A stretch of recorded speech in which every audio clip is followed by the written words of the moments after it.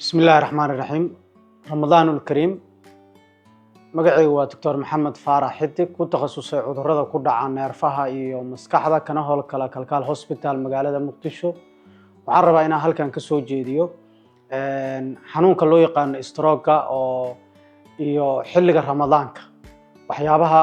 ku soo kordhi kara qofka qaba sida caadiga ah waxaa jira dad inta badan la nool xanuunka stroke ama loo yaqaan faaliga ama inta badan Soomaalidu u taqaano dhiigkarka kaasoo saameyn badan ku leh bulshadeena dadkaas inta badan xanuunkaas la nool waxay xilliga Ramadaanka waxay la kulmaan xaalado kale oo ka duwan sidii hore marka maxaa loo baahan yahay haddaad xanuunkan la nooshahay ama ay jiraan dad la nool aad gacanta ku haysid caafimaadkooda waxaa loo baahan yahay in qofkani inta badan daawooyinka uu soo kala goynin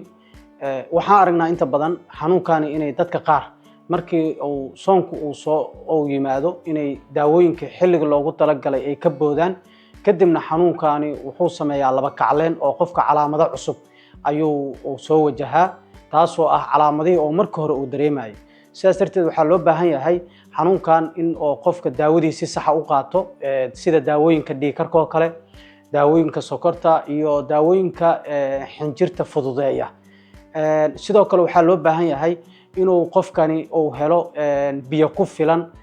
sidaan la socono xilliga Ramadaanka qofku waa sooma marka waxaa loo baahan yahay in qofkani uu xilliga suxuurta oo kale oo biyo fiican cabo si wareegga dhiigkiisa iyo loo ilaaliyo fluidka si uusan xanuunkani mar labaad u laba kacleen sidoo kale hurdo fiican inuu qaato oo xilliyada qaar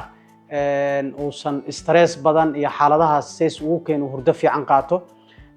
haddii uu dareemo inta uu Ramadaanka uu ku jiro calaamado cusub oo ka dheeraada kuwii hore inuu si degdeg ah dhakhtarka ula soo xiriiro oo si dib u dhigan sida inuu kabaabyo saa'ida dareemo kale oo lugya kacana ama afku uu qalloocdo si macnaha loo sii ogaado in xaaladii xanuunku uu soo laba kacleeyay aad u mahadsantiin